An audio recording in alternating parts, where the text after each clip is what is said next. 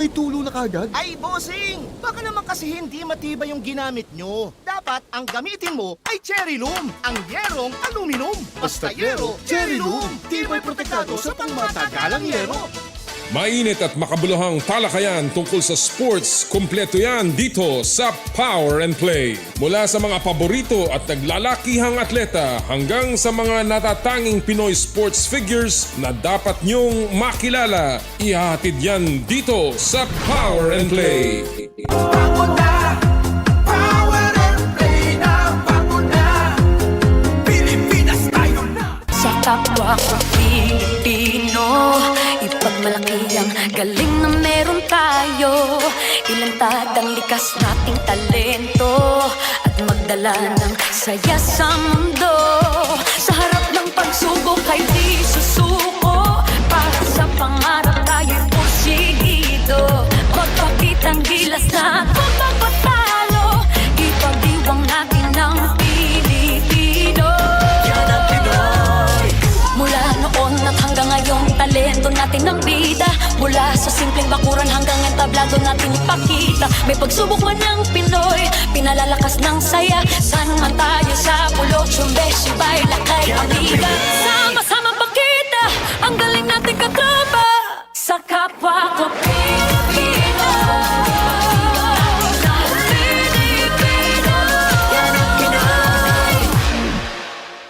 Power and Play is presented by Cherry Loom, ang yerong may aluminum. Cherry Tigo, there's more to our cars. Joyride, ang bago ninyong kasundo. Halina't makinig, talakayin natin ang laro. Gusto mo, pag-usapan natin, ibida ang hilig ng bawat Pilipino na merong taglay na galing. Bangon na, Power and Play na, bangon na. Power and Play. Bangon na, Power and Play na, bangon na. Pilipinas tayo na, bangon na. Power and Play na, bangon na. Bangon na, bangon na. Power and Play na, bangon na.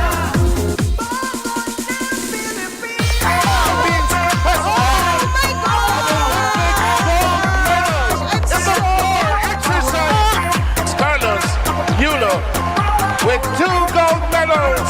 Power and Play with Noli Eala.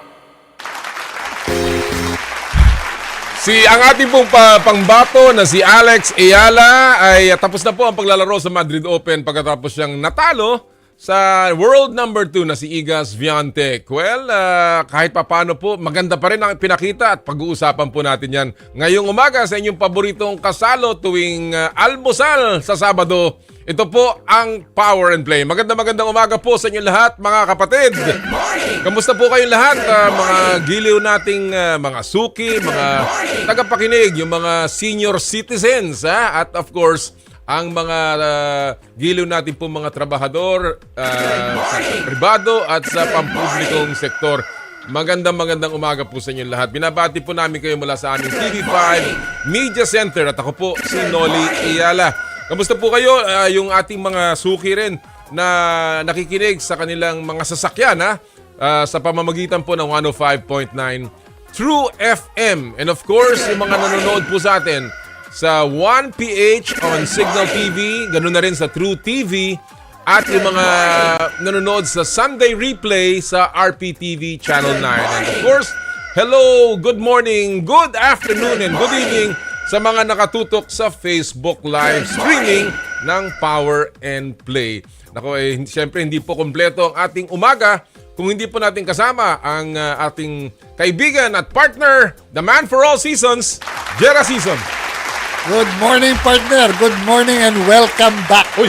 Oo, nakakamiss tong kaibigan natin at medyo nagpalamig ng konti sa ibang bansa. At ngayon nakapag-nilay-nilay tayo. Last week wala tayo, di ba? Oo, kaya ngayon back to regular programming po ang Power and Play. Welcome, partner. At salamat. Magandang umaga sa lahat ng mga nanonood at nakikinig sa programang Power and Play. Oo, talagang na-miss ko rin kayo dito ni partner Abak, partner. At gusto ko nga pala magpasalamat kay Abak Cordero Oo, thank for you, once partner, again sitting in for me nung po tayo medyo pansamantalang umalis. At naku talagang ang mainit na usapin dun sa America, of course, is the NBA playoffs na nagsimula na po muli. Kaya mamaya ay ating hihimayin itong NBA playoffs sa ating pong second hour. At marami yung mga katanungan ninyo, susubukan nating sagutin. Pero alam mo, ang isang bagay na pag-uusapan din natin ngayon, partner, itong tindi ng init na nangyayari. Dito po sa loob ng studio namin, kaya naman ako nakaganito, syempre kahit na tanggal na yan, ito may kwento kasi tungkol dito. Sige. Alam mo to, di nandun ako sa New York, di ba? Ito pong 76ers na jacket na to. Di, syempre ako naman, yan ang pinipili ko dahil yan ang aking kupunan. Di ba? O, di pagdala ko sa counter, walang tag. Sabi nga na, excuse me, I have to... Siyempre, English yan, di ba? Kailangan daw niyang hanapan ng tag para mabaril, di ba? Okay, so ako naman, intay ako doon. May kausap akong ganun. Sabi nung kausap ko sa counter, you know, this team sucks. ang sagwa daw, yung bang na ko, kolela at narang gano'n. Bakit mo binibili yan? Ba't mo binibili? Sabi ko, hey, sabi ko. Easy, team ko yan. Sabi niya, wala, kulelat pa rin. Pero ganun talaga ang loyalty. Pero again, pinag-uusapan natin yung init, partner. Talagang saksakan po ng init. Kaya naman, mamaya, in our second hour, meron din tayong makakausap na strength and conditioning coach na matagal na ring trainer para bigyan po kayong lahat ng mga tips. Yung mga mahihilig po pa rin mag-ehersisyo. O di kaya kahit na lumalabas lang regularly sa ilalim ng araw, 'di ba?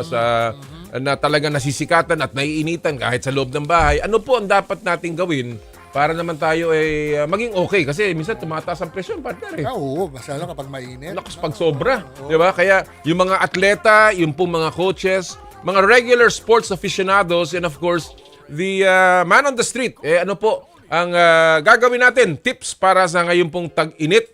Mamaya po makakasama natin ang isang sports and conditioning and training expert. Idol yan. At saka naging dean yata to ng UP. No, kaya mamaya po ating siyang makakasama. And of course, lahat po ng mga bagay-bagay tungkol sa sports. And pinag-uusapan ko sa opening partner, si Alex Eala. Oo, napanood ko yun. Napanood mo ba? Oo, napanood ko yun. At saka alam mo, ang kasarapan Napuyat tayo, no? Oo. Ano na siya ngayon? Prime time. Oo. Kasi nandun po siya sa center court ng Madrid. Aba, yung Manolo Pabis ba yun? Teka. Manolo Santana. Naalata tayo, mga senior na dyan. Manolo Santana Stadium. May peanut brittle pa yun dati. Naglalaro si Alex. Kasi kalaban po, of course, si world number 2, Iga Swiatek. At unang-una po, mga kapatid, may mga nagsasabi, mukhang nakachamba lamang ito si Alex. Mga kapatid, alam niyo po si Iga Swiatek, siya po ang pinakamagaling na clay court player ng mundo. Bagamat siya ay world number 2 in the clay court surface, siya po ay ang record nito, partner, is 90-12. Kita ninyo No, bago nagsimula ang Madrid Open, 90-12. In the Madrid Open, 2 beses pa lang siya natatalo sa kanyang paglalaro sa Madrid Open because clay court yan. Tsaka partner, maski nasabi mo, makikita mo naman doon sa laro, doon sa first set, talaga kinabahan ng gusto yung kalaban. Tinalo Kaya nga, di ba? Kaya hindi tsamba yun. Kumbaga, talaga magaling yung kalaban ni Alex. Magaling talaga yan. Pero lumaban si Alex. Exactly. Yun ang importante doon. At kaduluduluhan, I think medyo nawalan lang siya ng focus ng third set. Pero tandaan niyo po in the second set, lamang si Alex 3-2. Exactly. With a break in her hand. Yes. At hanggang 4-4, okay pa sila Medyo, again, yung experience at yung lakas talaga ni Iga. And we cannot take that away. Talaga po magaling yung Swiatek. Number 2. Number 2. At saka magaling talaga sa clay. Marunong siya sa patama. Kasi alam niyo po, yung sinasabi, ano ba yung clay court? Ano ba yan? Panggawa ba ng ng paso? Paso? Iba po ang talbog ng iba't ibang surfaces. Yeah. Yan ang sinasabi ng mga eksperto. Hindi po tayo nagmamarunong dito. Of course, ang hard court, mas matalbog. Kasi nga matigas eh, di ba? Ang clay, ang grass, madulas. Ang talbog, hindi po pantay. Ang clay naman, iba ang talbog. Kasi ano yan medyo mabigat ng konti dahil kumakapit ang clay kahit papano sa bola. Kaya po, kung titingnan ninyo yung palo ni Swiatek, abang na abang. Nung first set, nagmamadali siya, kaya puro lampas. Pero nung second set, nakarecover na, talagang sakto na yung timing at talagang malalim ang palo niya. Pero yung ating pong pambato na si Alex, hindi naman bumigay sa kanyang paglalaro. Naman. And ako, one thing I like about Alex, no, may kita mo yung passion niya, very animated, pag naghahanda, pag naglalaro, talagang gumagano. Tinitingnan pa yung kalaban di ba? Oo, di ba? Oo. And when she was interviewed, sabi niya, masaya ako maski na natalo ako, masaya ako doon sa laro ko. Di ba? Alam mo, ang maganda mong naging post niya, partner, sa Instagram, na nabasa natin, and nakakatuwa yung bata.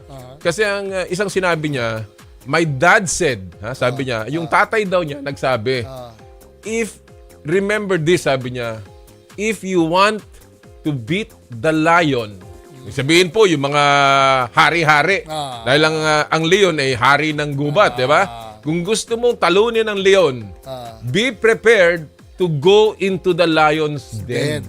Kita mo naman yung salita ni Mike Eala, pinsan ko yan. Pinsan mo yan.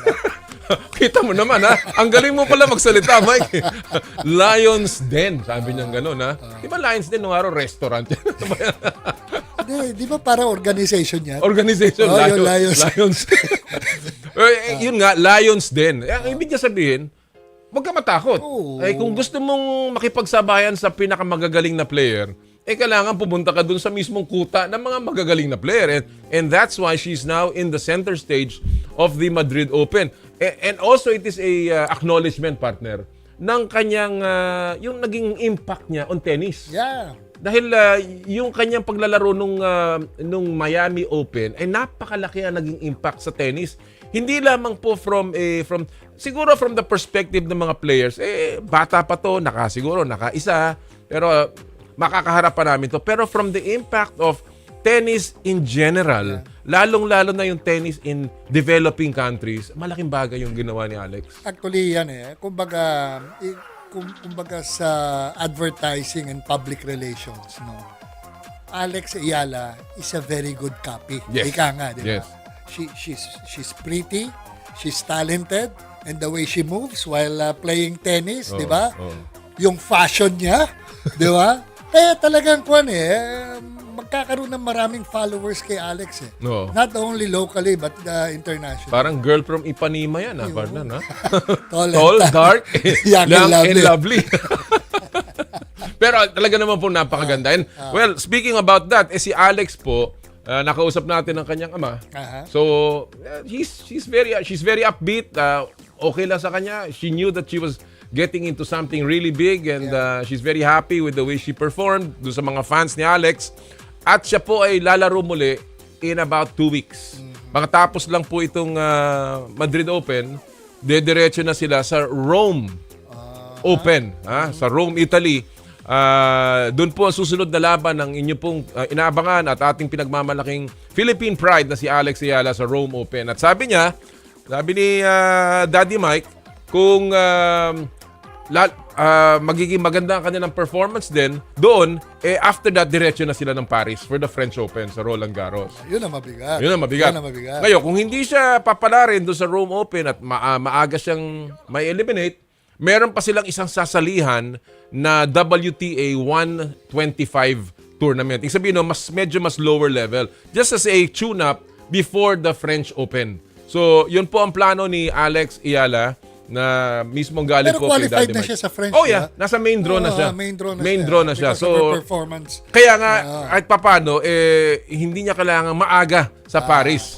Diba? Dahil qualified na siya. Hindi kagaya nung araw, 2 weeks before, nandun na siya.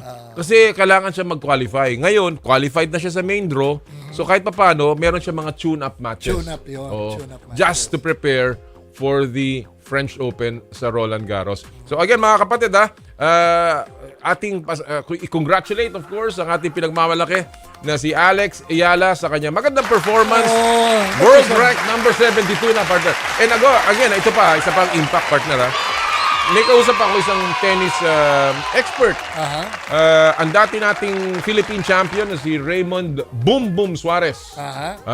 Yan po ay isang kaklasiko at talaga namang malapit din yan sa pamilya ni Alex.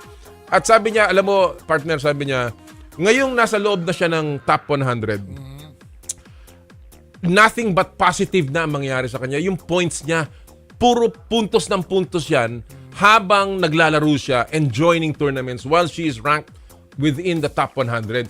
It was different when she was outside ng 100. Kasi doon, you have to earn the points and defend the points. Bawat talo mo doon, medyo nababawasan. Dito, dahil ang nilalabanan niya, mas malalakas, mas magagaling, kahit na matalo, meron pa ring puntos. Meron siyang sinasite na tennis player, si Paulini daw, na kahit paano, parang si Alex din, nakapasok ng top 100, pero kalalaro ngayon, nasa top 20 na in the world.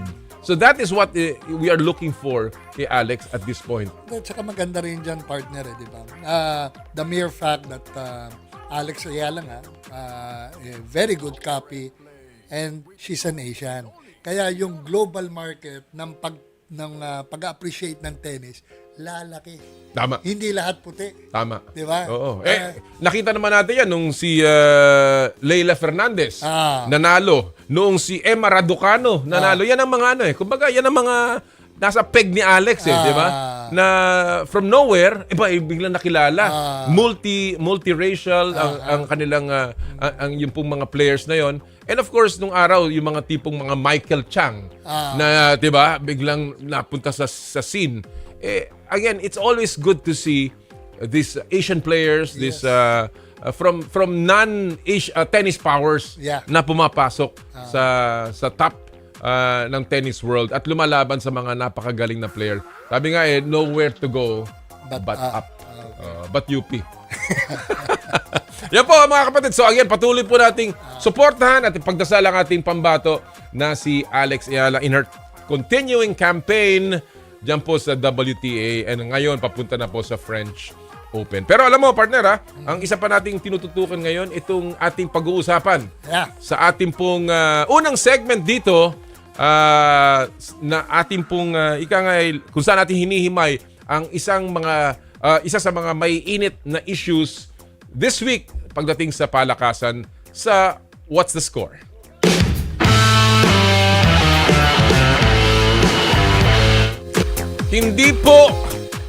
Ulitin ko, hindi po natuloy ang pagpasok ng Star Horse Shipping Line sa PBA. Di raw kasi natugunan ng Star Horse ang requirement para sa planong takeover ng Terra Firma franchise. Kaya po ang tanong ngayon ay good decision ba o detrimental sa liga ang hindi pag-push through ng Terra Firma sale sa Star Horse. At yan ang ating pag-usapan po sa What's the Score. And again, partner, bigyan lang natin ng konting background dito. Ang ating pong mga nanonood. Yung mga pangyayari. Mga pangyayari, As you look at yung mga litrato pong ipinapakita natin dyan, dun sa ng kaganapan dyan sa Terra Firma sale. Dahil ito pong Terra Firma ay nagdesisyon na gusto nilang ibenta na yung kanilang franchise. So maaga pa lamang, may mga bali-balita na marami daw ang interesado. Hanggang, ang lumabas ay ito pong tinatawag na kumpanyang Star Horse Shipping Lines Incorporated. At sabi nga, consummated na daw. Yung bang consumatum est sa Latin. Alam mo naman ngayon, mga Latin tayo ngayon, partner. Habemus papam. Mga ganyan, di ba? Pero consumatum est, di ba? Pero sabi, tapos na daw. Done deal. Pero lahat nagtaka, ano yung Starlight na yan? Ay, Star Horse na yan. Di ba? Lahat nagdadabig na. Talaga. Ano diba? Star Horse? Di ba? So, yun nga ang nangyari ngayon dyan. Naglabas sila na meron nga mga litrato na magkakasama na sila. Meron pang lumabas na balita na pinag-uusapan na doon sa PBA, nagsalita pa yata ang PBA na, oy, huwag kayo mag-alala. Ha? Walang ibebenta o ititrade na player. Sa inyo na yan. Sa inyo yan. Ha? Yung mga ganon. At nagsalita pa yung mga tiga Star Horse na yung mga papasok na owner na, oy, hindi kami magiging farm team. Di ba? May mga ganun pa eh. May mga ganun pang usapan eh. Pero kami po dito ni Partner Jera, hindi po kami nagkulang sa pagpapaalala noong pa lamang unang lumabas itong balitang ito na himayin ninyong mabuti itong napipintong sale na ito. Sapagkat ayaw nating maulit, at again, pasintabi po sa terra firma. Pero ayaw po nating maulit yung terra firma experience. Na ang terra firma, mga kapatid, less than 30%, I think low 20% winning percentage sa PBA in their 10-year campaign. 2 beses lang yata pumasok ito ng quarterfinals. Never naging competitive at hindi hindi naman po sa kakulangan ng PBA sapagkat ang PBA binigay sa kanila lahat ng picks nila eh. Ang daming first round pick nito na na-trade. Pero yun nga yun po naging karanasan ng terra firma dito. Kaya yan lang po yung naging background na hindi po kami nagkulang na, uy, himayin nyo mabuti. Kasi gusto natin makakita ng papasok na team na talagang lalaban. Makikipaglabanan. And when you talk about makikipaglabanan, kailangan may ganito ka. Kaching. Diba? And again, yun po ang naging background yan. And again, many fans will probably ask, bakit pa kailangan na may kaching? Diba? Bakit pa kailangan makialam ang pa dito ang PBA na kung gusto nilang ibenta sa sa isang maliit na tindahan ang magagawa ninyo, 'di ba? At yung mga player, alam niyo po kasi ito partner from experience. Ang PBA po, bagamat yan ay private institution, may public interest. So pag hindi ka when sumapi ka diyan, you have also a responsibility na suportahan ang popularity ng PBA para maging competitive ang teams. And that's why when you do not have a team, especially a owner na committed to that goal na bumuo ng isang competitive team para makipagsabakan sa mga mabibigat na teams, medyo you are defeating the purpose of bringing in a new team. Yun ang ating pong ibig sabihin lamang dyan. Again, hindi po natin binabakbakan dito ang kahit na sinong team. Ang sinasabi lang natin, I think the track record will prove it. Kaya nga di ba? Pinag-uusapan nga natin kanina yung partner kawawa rin ang Star Wars di ba? Dahil kumbaga, maski pa paano, yung imahe nila na isang very strong corporation, parang medyo nalamatan Dahil parang papasok, hindi mo pala kaya di ba? At yun pa ang statement. Kasi again yung statement po ni Commissioner Willie Marshall, kaya daw po hindi natuloy is because hindi sila compliant financially. Yun ang masakit. Ibig sabihin, wala pala kayong pera. Yun ang simple interpretation doon. Wala pala kayong pera pambayad sa PBA. Pero nung umpisa, sinasabi, inyo na yan. Walang trading. Yun nga So ako, yun ang una kong take dito, partner. As you are. No? Yung handling. Alam niyo po, dapat iniingatan ng PBA ang mga ganyang klaseng balita. Yung pong maglalabas kaagad ng mga statement na hindi pa tapos. Alam niyo po ang NBA, ito again, of course, malaking diferensya naman yung worlds apart ang pera dyan. Pero yung NBA, nabenta yung Boston Celtics to another family, another ownership group. Napakatahimik nung usapan na yun.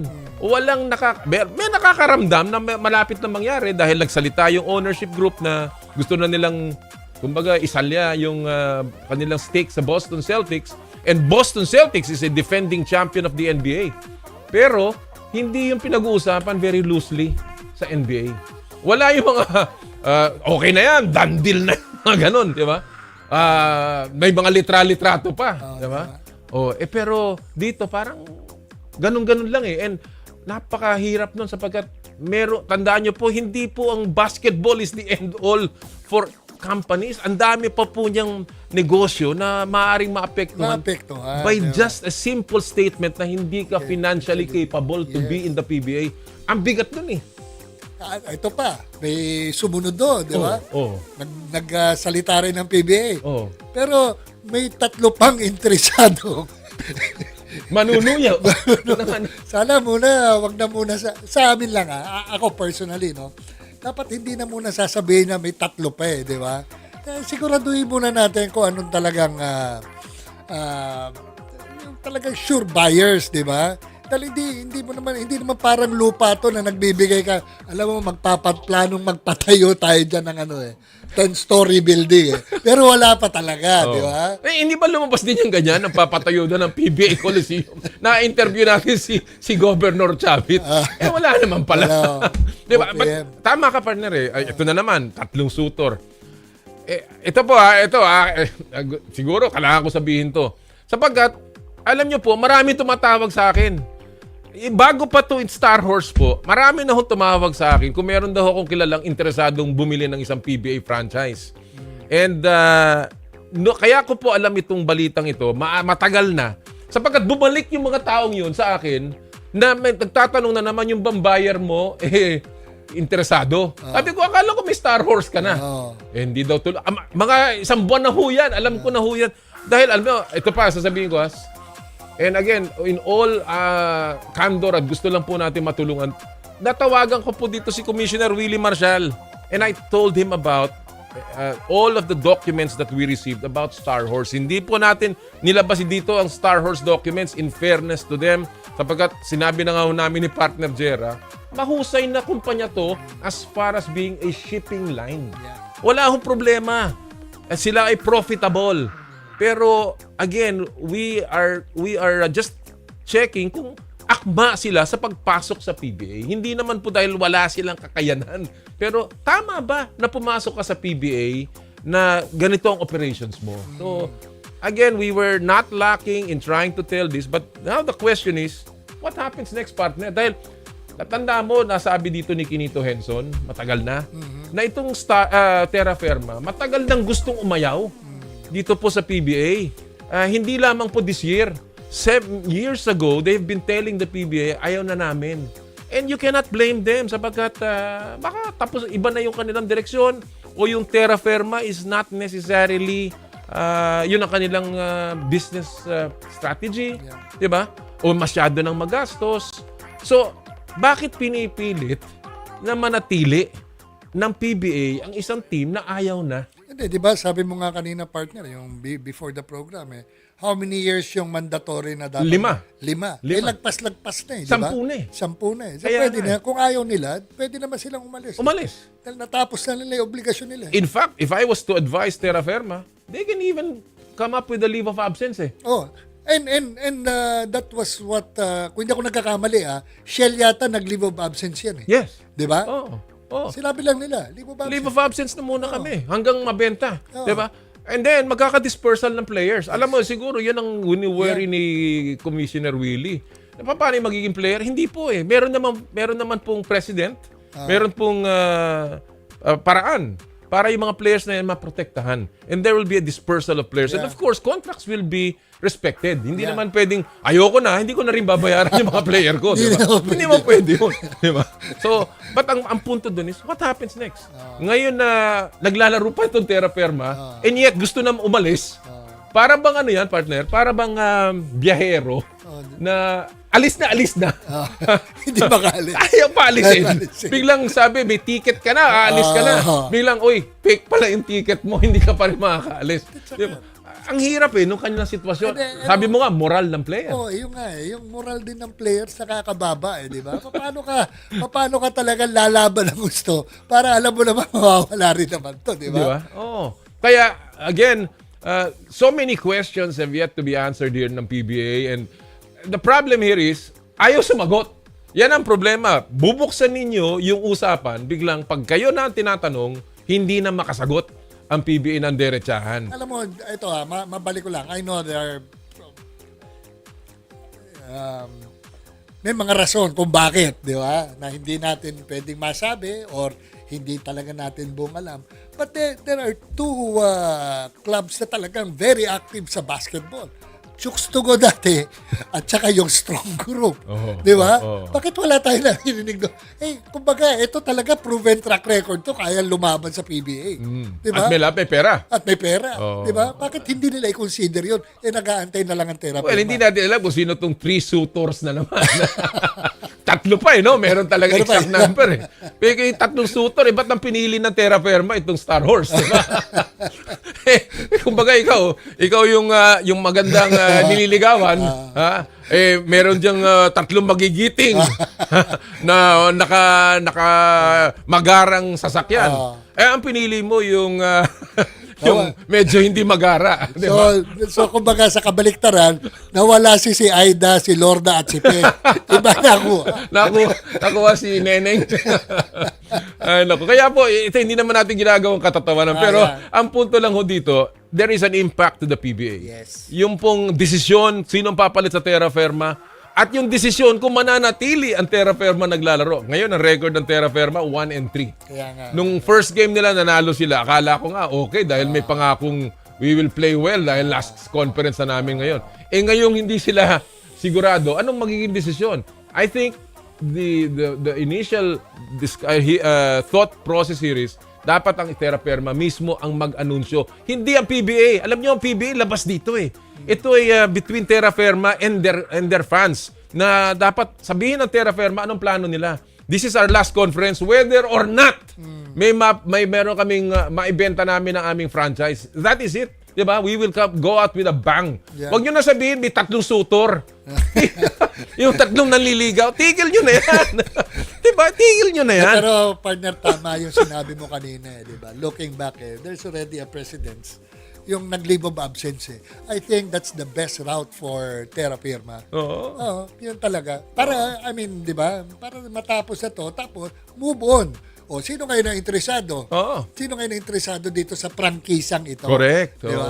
Saka, mas makakapag-aral pa yung mga potential buyers, di ba? Dahil, kumbaga, nandyan yung stock nakaiwan na lang Oo. Diba? In other words, mabibili mo nandyan yung mismong team, andyan ang mga player, contracts, etc. And then you can negotiate, di ba?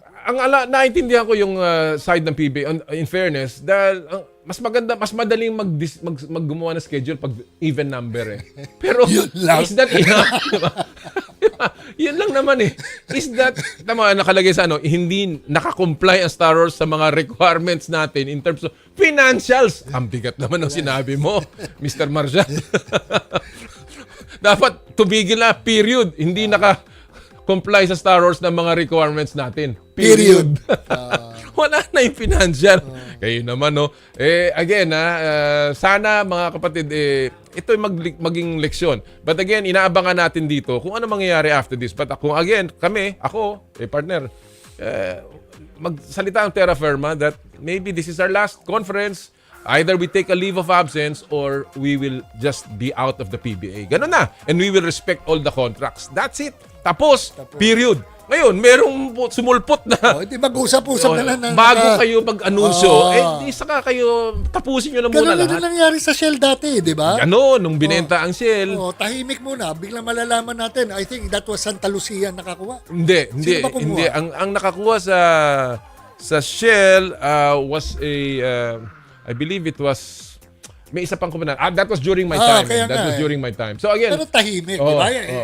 Nandun ka doon di ba? Yeah, so simple again, hindi po natin binabakbakan ng PBA dito. All we're saying is pinoprotektahan po natin imahe, hindi lamang ng PBA but ng mga potential partners na magi-involve. And hindi po end all and be all ang basketball. Yan lang naman ang punto natin. Doon sa mga akala ng PBA that is umiikot ang mundo doon, hindi po end all be all dahil marami pa pong nakasalalay dyan sa mga desisyon na ganyan. Alright, mga kapatid, bago po tayo mag-break, syempre, isa muna pong paalala mula sa ating mga kaibigan sa Smart. Puso Pilipinas is a movement to celebrate the Filipino athlete powered by Smart.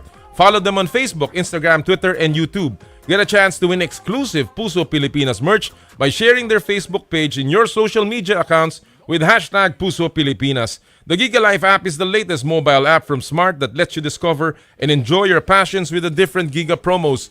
It can be downloaded and used by Smart Postpaid, Smart Prepaid, Bro Prepaid, and TNT subscribers via the Apple or Google Play Store. What can the Giga Life app do for me? Check your balance, monitor your current subscription, top up using debit credit card, subscribe to the latest Giga promos, monitor your data consumption, auto-detect your mobile number when you are connected to Smart Network, one-tap subscription to the most popular offer, Giga Video 99. And of course, Power and Play is powered by Smart. Live more today! When we return, Cash or Bash time, plus himayin po natin ang NBA playoffs mamaya-maya. Ito po ang Power and Play, hatid sa inyo ng Cherry Loom, ng Cherry Tigo, Joyride at ng Photon. Magbabalik po kami, ang oras po natin 8:37 ng umaga.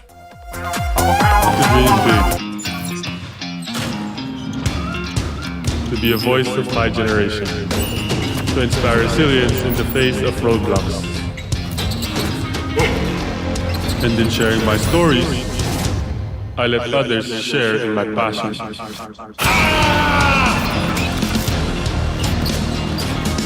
Follow Kai's stories on Twitter and share yours. With Smart Double Giga Stories. Share 2 times the passion with 2 gigabytes for Twitter and more. Guaranteed every day, plus data for all sites. Simple, smart ako.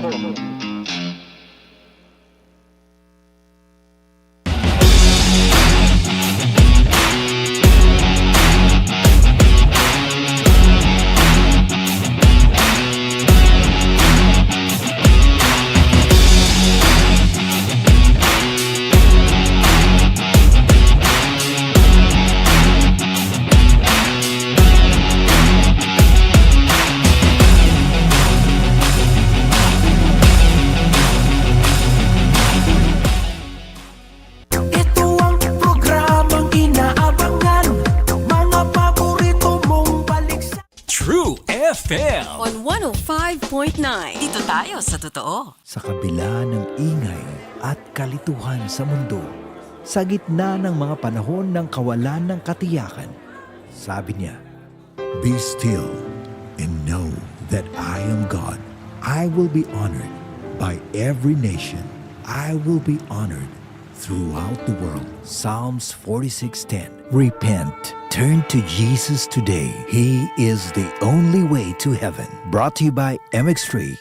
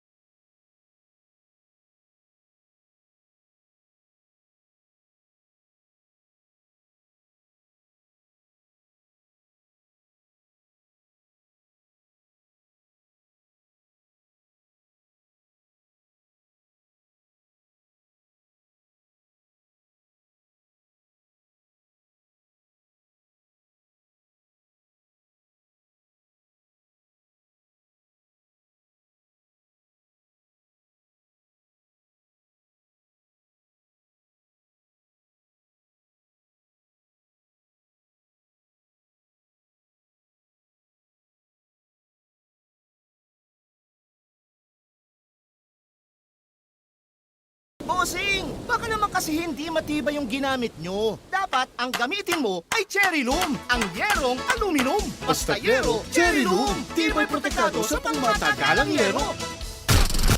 To the right, to the right. To the right of the FM band. True FM. On 105.9.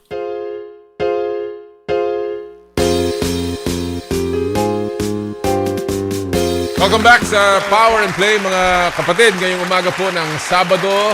Ako, isipin mo, last show na natin to, partner, for teka. for May. For April. For April pala. Sorry. Ano ko. na April pala. No? Isipin mo, tapos na yung April. Hindi, yung banat mo kasi last show na natin. Ha? April, ano ba ngayon? April 26 na, di ba, mga kapatid? Isipin nyo, mga kapatid, halos kalahating taon na tapos. Ha? Ang bilis ng panahon. Kaya gusto lang natin batiin lahat po ng mga nagbe-birthday ng April. Lalong-lalo na yung katatapos lamang ang aking one and only, si Irene, nag-birthday noong April 22. Wow! Happy birthday, Irene. Siyempre, nasa gitna. Kaya ako umuwi kagad eh. Kaya yan. Wag ka na dito magpalakas. Sa bahay mo na lang. Happy birthday. Happy birthday, Irene. Happy birthday. And of course, yung aking brother-in-law, si Pete Cruz. Happy birthday din. Siya naman nung 21. Aking kaibigan na si Rene Baltasar. Magbe-birthday itong coming weekend. And of course, my other sister nung April 17, si Doktora Susie Eala. Yan, happy birthday din. Babatiin ko na rin dahil nga last week Semana Santa, hindi tayo nakapagprograma.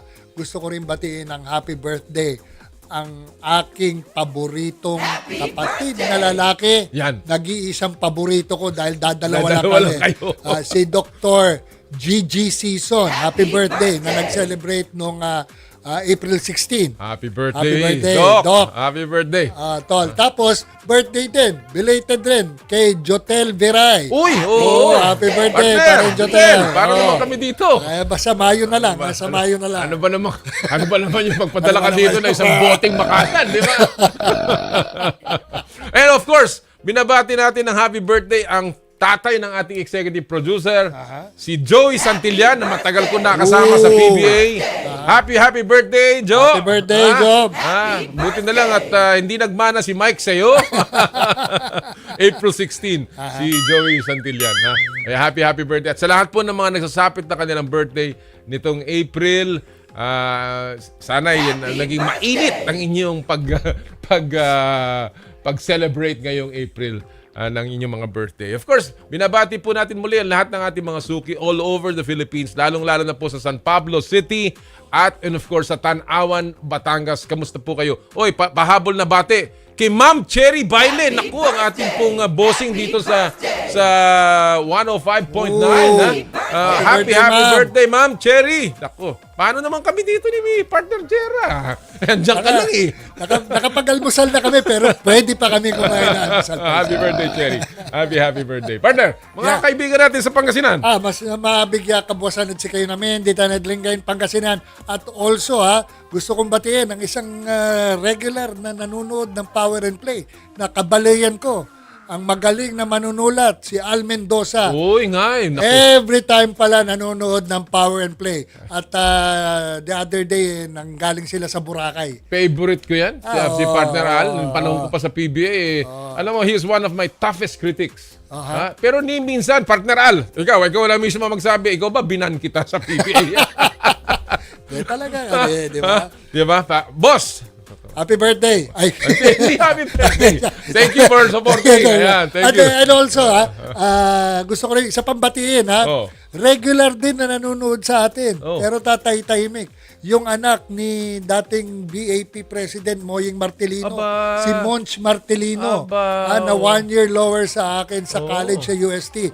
He used to be the president of Levi's Philippines. Oo, nanonood pala Saka sa ano, regular. kasama rin yata siya sa SBP. I don't know kung another son of Moying. I don't know. Maybe I another don't one. know. Pero again, salamat po sa inyong suporta. Partner Conrad Banal. Uy, Araw-araw, syempre tuwing naman si Sabado Conrad. din, nanonood yan. Ha? Aking kumparing si Si Conrad. Conrad pa. Oh, nako. Alright, mga kapatid, gusto ko rin po, of course, i-announce na ang Joyride po ay patuloy na nanonood.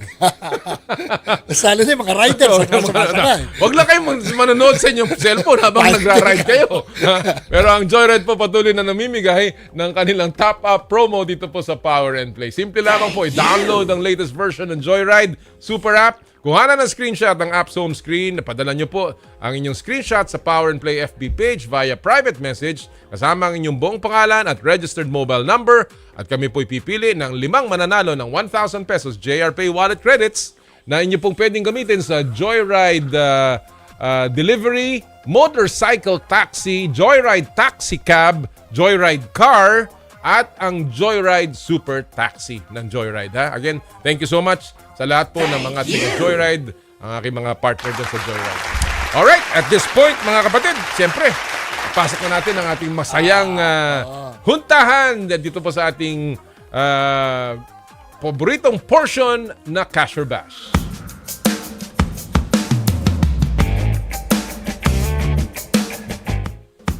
Dito po sa Cash or Bash, simple lamang po, magpapakita tayo ng mga sports items or video or sound bites and quotes at hahatulan po ng ating mga guests kung cash, kung sila'y sangayon o di naman or bash kung walang seal of approval mula sa kanila. At ngayong umaga po, ang ating makakasama sa Cash or Bash, mga suki natin ito. Si Kiko De Mejillo ng One Sports at si John Mark Garcia ng Spin.ph. Good morning, Kiko and John. Hi, good morning, Kiko JM. and John. Hi, JM. Oh, wala yatang volume. Walang nakamute. Nakamute pa yata si Jem. Good morning, gentlemen. Morning po. Morning Yun, po, Sir Jem. Kiko. Morning po. Good morning. Yan, nakita mo. Good morning, good morning. Good morning. Well, before we go to our items dito, again, mukhang maganda yung ano nila ngayon, ng oras nitong dalawang to, no? Siyempre, summer, Kaya, diba? Siguro, Maliwalas ang kanilang mga itsura. siyempre, at saka galing sa bakasyon siguro itong mga to dahil Holy Week. Hindi nangingitim. Oo, di ba? Hindi to lumalabas sa araw. Pero I'll begin with you, Kiko. The impact of the Alex, of course, she lost her match against Iga, but obviously still a time where we all celebrated a Filipina playing sa center stage ng Madrid Open. Ano ang takeaway mo from that last match ni Alex Eala? Welcome. It's proof na she's slowly but surely getting there to the top. Nag-start yan niya dun sa WTA na tournament where she went to the semifinals, if I'm correct, and then now talagang pinapakita niya that she can compete against some of the world's best. No, I mean at 19 years old, there's only nowhere to go but up for Alex Eala talaga. So hopefully this continues, and syempre yung support din for her and Philippine tennis continues to grow kasi grabe nakita natin yung boom ng tennis because of her, and we just hope that continues talaga. Oh. Well, again, the fact na nakakuha siya ng isang set laban sa world number 2 is a big thing, and we can see the development of her game. JM, ang Petrogas is now the queens of Philippine volleyball sa kanilang pagkapanalo ng last conference nitong PVL. Bagamat sila ay out na rin sa AVC, but how refreshing is it to see a new team on top of volleyball? Commonly, Sir Jera, it's not to take away anything from Creamline and the dynasty that they've built, but it's really refreshing to see a new face, a new team, be the dominant force, so to speak, in a conference in the PVL. And their journey din po to the top has been very nice to see. It was very refreshing din po na they have an intact core, added a few new pieces and made it work. They relied on their veteran experience, a touch of youth, and it all worked out, and it was really hard for any team to beat Creamline ever, and let alone Petrogas po, who did it 4 times overall in the season, or 4 times in that conference alone. So it's good for the league, it's good for Philippine sports po in general to have our professional leagues stay competitive, stay open to not only just one team winning it all, and hopefully it becomes a trend pa po not only in the PVL but even in the PBA to have more competitive teams and players moving forward. Oh, yeah, that's a very good point. No? Yung I bang totally parang agree. may nakapasok na bago. Oo, di ba? Yung bagong putahe. Ika nga sa kabilang liga, may parity. Yeah. Well, again, this is the beauty of sports, and we hope that magpatuloy ang magandang pagpapakita. Although sayang yung mga teams natin sa AVC hindi masyadong naging successful, but again, that's another level that we're trying to reach. Alright, alam nyo na ang drill dito sa ating COB. Gentlemen, walang tama, walang mali, bato-bato sa langit, tamaan, huwag magagalit. And of course, ang opinion nyo lamang ang mahalaga. We've got 3 items for you to judge kung cash or bash, and we'll begin with the first one. Ito po ay patungkol sa PBA kung saan nagbalita na malaki ang tsansa. In fact, buka nagdesisyon na sila. Nakansilahin ang PBA All-Star Games ngayong taon dahil sa kawalan daw ng venue. Sayang naman, no? Ayon kasi kay PBA Commissioner Willie Marshall, nahihirapan silang humanap ng kapalit na host city para ma-accommodate ang mga laro ng All-Star. Nako Cash o bash, malaking pagkakamali kung di matutuloy ang All-Star. I'll begin with you, Kiko. Go! Nakamute si Kiko. Sorry, for me, bash po siya. I mean, I know the PBA has said na yun security concerns, and I agree naman din dun na, of course, safety first yan ng mga ng players, ng fans, ng officials and all. Of course, I would have hoped na sana nakahanap sila ng venue, but I also understand rin naman na it's not that easy to find that venue na ganun kadaling papalitan and all. And knowing yung schedule ng league, I see na parang ang hirap talaga makapasok pa ng siguro time ng weekend for the All-Star weekend. So for me, if it's the decision of the league na hindi talaga kanaya, I'm sure they tried their best naman to find options there, but for now, of course, safety din talaga ang ang priority diyan. So I would support that their decision on that. Alright. Siyempre, sabi nga nila, dahil election period daw, medyo kailangan silang mag-defer muna. JM, your take. Malaking pagkakamali kung di matutuloy ang PBA All-Star Game. Go! Bash din po sa akin, Comnoli and Sir Jera. Though, sabi nga po ni Kiko na unfortunate na hindi nakahanap ng replacement venue or host for the All-Star Game or All-Star Weekend. I think po the bright side here or the silver lining is that pwede pa pong sigurong i-allocate na lang ng PBA yung resources and yung energy in general sa 50th year or 50th season ng PBA na paparating. Maybe they can focus on that instead, make it more of a spectacle of some sorts, or plan something across the 50th season that will be a celebration of sorts for the fans, for the players, or something to make up na lang po siguro for the All-Star weekend that we would likely not have na po anymore. So, yun nga po, again, safety first pa rin po. So, it is a very understandable move why they'd opt not to push through with the PBA All-Star weekend. But hopefully, somewhere nga po across that 50th season, they can make up for it for the sake na rin po of the PBA fans, teams, and the league altogether. Alright, partner. Well, for this question, medyo sasalungat ako dito sa dalawang magagaling na mga manunulat sa larangan ng sports. Ako dito, cash ako dito. Dahil malaki talagang pagkakamali na mapuspone to. Dahil this is a tradition, ang All-Star Games. Tapos, to think na they are celebrating their 50th. Diba? Parang dapat hindi pwedeng hindi matuloy to. No? Anyway, siguro along the line na sinasabi ni JM, it is not, dahil ang question kasi ngayong taon dahil sa kawalan ng venue di ba? I think hindi dapat tanggalin yan, i-set sa ibang date na similar na sinasabi ni JM. But to totally cancel it, not being part of this year sa All-Star, I think mali yun. Di ba? And besides, di ba, hindi lang naman sa Davao ang venue eh. Kung meron man, di ba, Clark, i-address lang ng konti. But, dapat matuloy ang All-Star Weekend. Especially, they are celebrating the 50th year of PBA. That's my take. Alam mo, I understand yung take ni Kiko at saka ni JM. Again, safety always is important. But I agree with you, partner.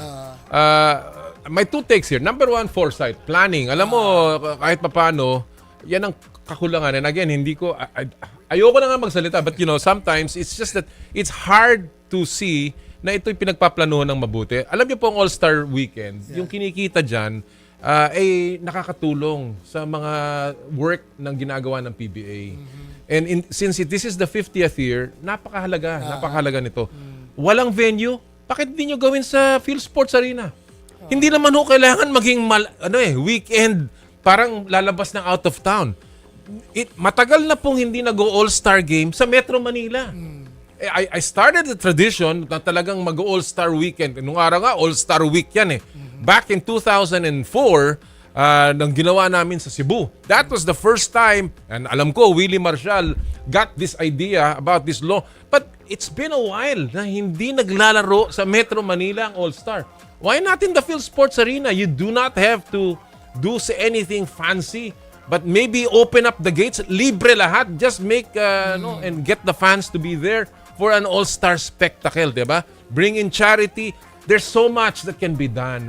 And safety is only one of the excuses. The other thing there, of course, is sayang yung 50th year. This is a significant year for the PBA. Milestone to. Sabi nga ni JM, dapat gumawa sila ng something to celebrate this on a 50th year. Yeah. It may be the legends playing.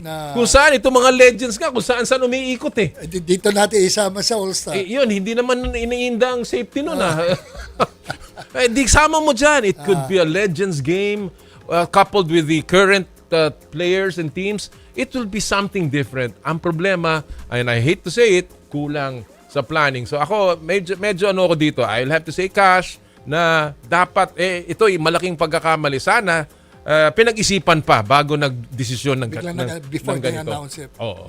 Alright, let's go to our second item of the day. Naku, ito patungkol sa napakainit na NBA kung saan pag-uusapan din natin to mamaya mga kapatid. Ang serye ng Denver Nuggets at Los Angeles Clippers ang pinakadikit sa first round so far. So, Casio Bash, may tulog ang Oklahoma City Thunder sa mananalo ng Clippers-Nuggets series. I'll begin with you, JM. Go! Cash po, Comnolly and Sir Gerard, dahil I think tulog, sa Clippers-Nuggets series po, parang the way they're performing so far, it's one of the tightest series po so far in the first round. And particularly po with the Clippers na ako po as a Laker fan, not the easiest thing to say, but the Clippers are really performing well po so far and they're really showing potential of making a deep playoff run now with Kawhi really starting to, well, quote-unquote peak and be at his best again. And come the next round against the Thunder, like given how they performed all season long, I think maybe they'd still be, kumbaga, dehado pa rin po, sa opinion ko lang po, against either the Clippers or the Nuggets dahil experience will come into play, especially in the playoffs. And we've seen it time and time again, locally or in the NBA, na hindi po lagi nagtatranslate yung strong regular season runs into strong playoff runs. And I think that will be the case, what I can see with the Thunder. And with the Clippers po in particular, bilang my personal pick din po to advance to the next round, yung I just observed dun po lalo na when they're hosting playoff games, lalo na ngayon sa Intuit Dome, like that energy, that crowd could be too much for a young team like the Thunder in the playoffs. Yung, well, even though OKC has that home court advantage, but I think there's just a bit more edge for LA or even Denver if they make it against OKC in the next. Malaki yung sampalataya ni JM dito sa mananalo. Alright, Kiko, same topic. May tulog ang OKC sa mananalo ng Denver at LA. Go! Comnoli and Sir Jera, cash din po ako dyan tulad ni JM. Talaga. I mean, OKC are coming into the playoffs as the favorites nga sa West. I mean, no doubts there. Pero if we're considering the Clippers, I also expect the Clippers to make the next round over the Nuggets. I think they have a good shot against the Thunder kasi they have Kawhi, they have James Harden, they have Norman Powell, they have the pieces, and then even they have Ivica Zubac who has the length to go against Chet Holmgren. So I think merong parts po tong Clippers that can actually compete against the solid lineup of OKC. And then add ko lang po na nung Game 3 ng OKC and Memphis, Memphis led by 29 points but lost that lead. But there was a time na nawala si Ja Morant, and so health comes into this series din talaga should Clippers advance and OKC. So I think that talent-wise on paper kayang-kaya ng OKC given the peak nga ni Kawhi right now in the playoffs po. Alright, well, mukhang may nakikita sila na dito sa series ng LA Clippers at Denver Nuggets. Partner, ikaw, may tulog o may gising? I agree. I agree, no? Pero dito, sa tingin ko, Clippers will win over the Nuggets. Okay, that's one. May tulog. Okay. Ngayon, between Clippers and Thunder. And Thunder, mukhang mawawala ang Thunder dito. Talaga, ha? Sa tingin ko, although magaling si SGA, magaling si Holmgren, magaling si Dort, pero yung experience will come into play. Mas maraming veteran and not just veteran, but there are veteran and good players sa lineup ng Clippers. At mukhang lalabas yan pagdating ng labanan. Diba? Sabi ko nga, iba yung sa eliminations, iba yung sa playoffs. Palagay ko, mag-iiba ang laro and even the approach of Clippers against Oklahoma. That's how I see it. Well, I cannot argue against the three of you. Talagang mukhang yun ang I guess makikita mo, especially since unproven itong OKC. Yeah, Hindi pa sila umaabot dito sa kanitong klaseng level. Although, sabi nga nung iba, 82 game sample throughout the regular season is also hard to ignore. Dahil they were by a mile head and shoulders above everyone else noong regular season. But the regular season is another thing compared to the playoffs. So the experience, ito yung ika nga, one-on-one na lang kayo di ba? Pinag-aaralan na ng coaches. And I think when you talk about coaches, doon ko nakikita ang advantage ng LA Clippers. No? They have such an experienced championship coach compared to Mark Daigneault ng OKC. So I will still tilt it a little bit sa OKC Thunder, but I cannot argue against your choice na may tulog ang OKC. Malamang, kung yun ang tanong, may tulog, meron. Pero I think baka makasurvive pa rin ang OKC in a long series. Alright, let's go to our third and final matter. Dito ngayong umaga, nakatabla sa serye ang Houston Rockets kontra Golden State Warriors sa kasabay ng pelvic injury ni Jimmy Butler. Talaga. Kung ikaw ang Warriors fans, nakakainis, di ba? Ang ganda-ganda na nangyayari ng Golden State, mangyayari pa to. So, Casio Bash, tapos na ang season ng Warriors sa first round kung di makakabalik si Jimmy Butler. I'll begin with you, Kiko. Go! Comnoli, Sir Gerald, based dun sa question po nyo, I'll have to say Cash nga because ang laking factor po ni Jimmy Butler for the Warriors, both on offense and on defense. When Houston's defense swarms Steph Curry, he's the one who picks up, the scoring load and the defense load for the team. Now na if he can't return talaga for the team, then ang laking factor yun. The Warriors won't have their second go-to guy. The guy that has been the focal point of their run towards the playoffs.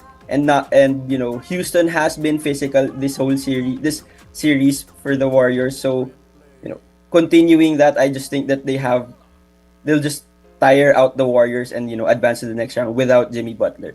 Alright. Well, talagang napakalaki ng impact ni Jimmy Butler since he arrived in San Francisco. Same thing, JM. Tapos na ang season ng Warriors kung wala si playoff Jimmy. Go! Bash po sa akin. Dahil sobrang, I understand po yung sentiment ka na, para it goes without saying that Jimmy Butler has really, kumbaga, pivoted this Warriors team late in that regular season and early in the playoffs. Pero yung simple argument ko lang po would be, it's still very hard to defeat a team who knows how to win, who has proven that they can win, and it may not be the same as 10 years ago or what, pero it's still the Golden State Warriors at the end of the day. And they're up against a Houston Rockets team that are young. They don't have that much of an experience playing in the playoffs like Golden State has, kahit po marami nang nawala sa core na yun, let's say. But I just think at the end of it all po, kahit hindi bumalik si Jimmy Butler, and of course, hopefully makabalik siya for Golden State, pero I think meron killer instinct yung Golden State that they've shown in that regular season run, and even now, and even in that loss na parang it's just going to tilt towards them pa rin po. Because they know how to win, they've proven it time and time again, even when many doubted them. And I think that will be the same case po in this series against Houston. Alright. Nakong dalawang ano yan, magkasalungat na opinion. But para sa akin, I'll take the point of Kiko here. Mahirapan talaga ang Warriors. Dahil, well, after that, when Coach Steve Kerr was interviewed with the loss of Jimmy Butler, sabi niya, wala tayong magagawa, I just have to adjust, no? Without Jimmy Butler in the play. But the big question here is the type of play of the Houston Rockets. The physicality. 'Di ba? Eh kung titignan mo, wala talaga masyadong malaki ang Warriors. Tapos, yung shooting threat nila nabawasan ng malaki. No? And actually, the injury of Jimmy Butler was because of the physicality of the Houston Rockets. Kaya I don't think na malaki ang chance makipagsabayan ng Warriors dito. But again, being Coach Steve Kerr na magaling, di ba? I think he will make adjustments. Hopefully, tama yung adjustments niya playing against Houston Rockets without Jimmy Butler. Ako, again, Jimmy Butler is Jimmy Butler, and we've seen his impact not only during the play-in but even in Game 1. Ibang-iba talaga ang Golden State Warriors. Ever since he came, they have been on a tear.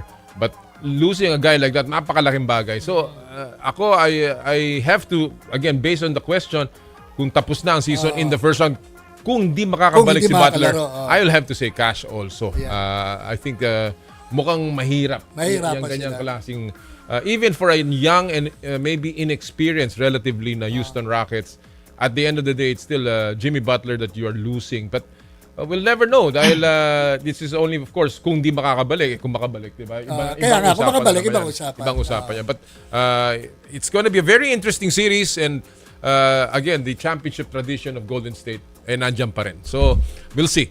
All right. Well, again, Kiko and JM, thank you so much for the opinion. I know that may mga tanong na mahirap sagutin para sa inyo, lalong-lalo na kapag mga personal na takes to eh. Pero we appreciate your coming on the show. Maraming salamat. Kapag mga katanungan mga square root of kuan, Ayan. mahirap na tanong yan. Mahirap yun.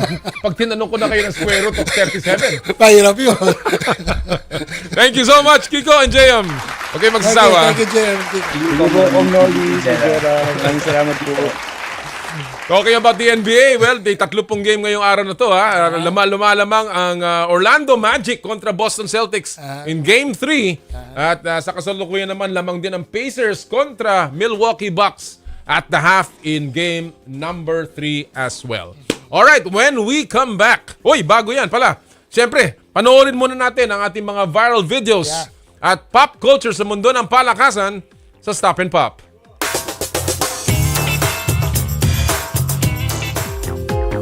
Ang title po ng ating video ngayong umaga ay God Among Mortals.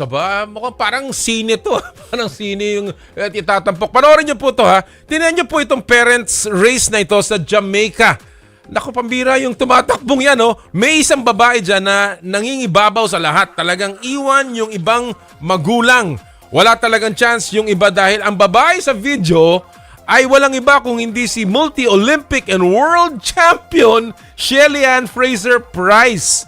Malamang hindi pa siya nag 100% dyan. Siyempre may edad na rin. Kaya, pero kinarir pa rin, partner.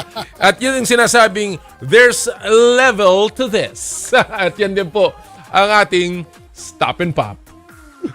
Alright, mga kapatid, when we return, NBA Playoffs Talk dito po sa Power and Play. Kasama si Gino Rufino at si John Carlos Rodriguez sa Power and Play. Hatid sa inyo po ng Cherry Loom, Cherry Tigo at ng Joyride. Ang oras po natin, 9:15 ng umaga.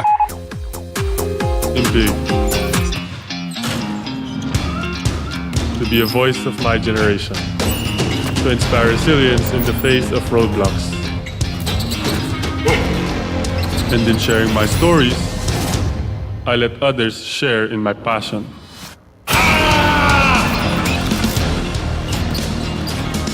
Follow Kai Stories on Twitter and share yours. With Smart Double Giga Stories. Share 2 times the passion with 2 gigabytes for Twitter and more. Guaranteed every day, plus data for all sites. Simple, smart ako.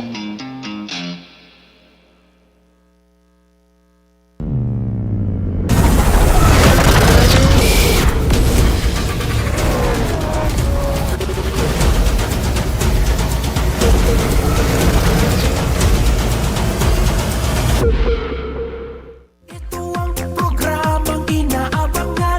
Ang nasa right, tama. Ang nasa tama, nasa totoo. Tunay, tapat. True FM sa 105.9.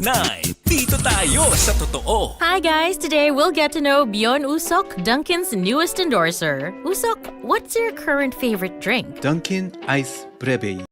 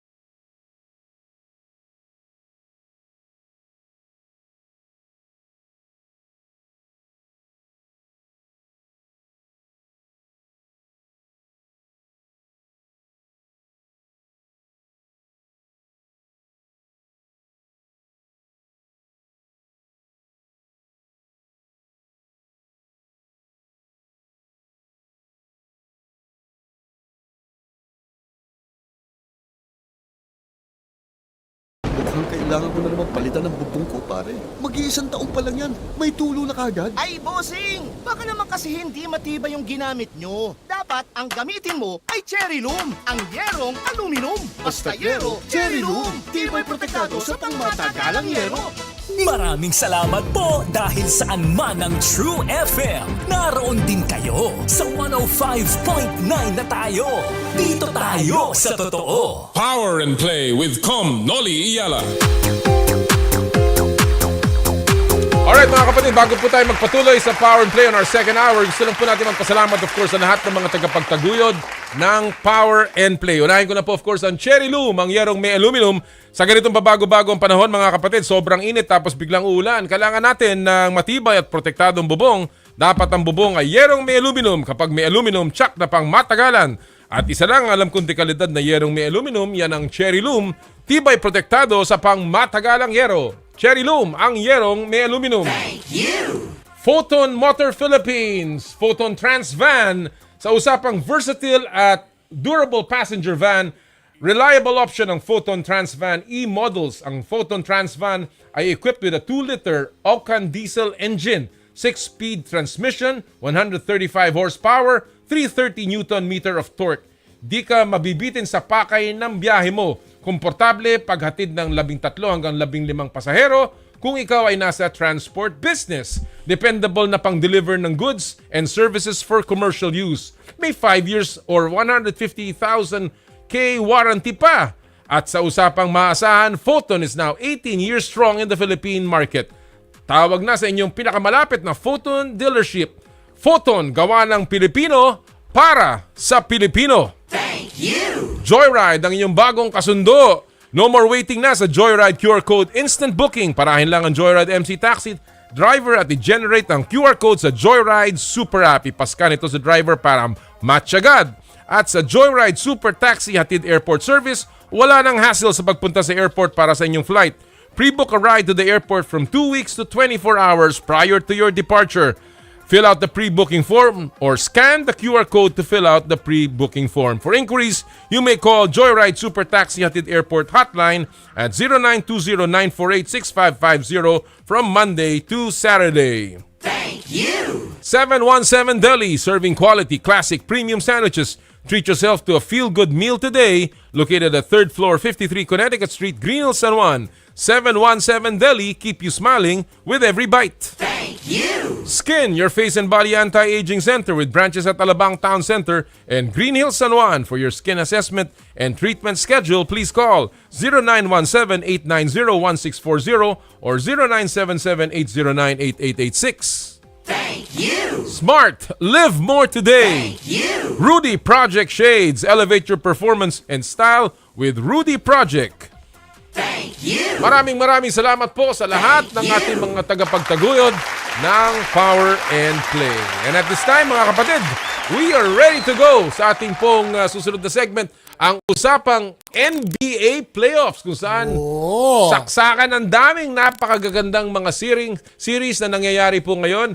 Just for the update, lumalamang ang Orlando Magic kontra Boston Celtics 83-74 with 7 minutes to go in the fourth quarter. At lamang naman ang Indiana Pacers on the road laban sa Milwaukee Bucks 57-47. Mamaya po, LA Lakers kontra Minnesota Timberwolves. Ang ganda niyan, ha? Magandang laban. At para po pag-usapan ang NBA, andito po kasama natin ngayon, walang iba kundi ang ating pong paboritong sports anchor at commentator, si Gino Rufino, and of course si John Carlos Rodriguez, isang content lead for Slam Philippines. Good morning, gentlemen. Thank you for joining Power and Play.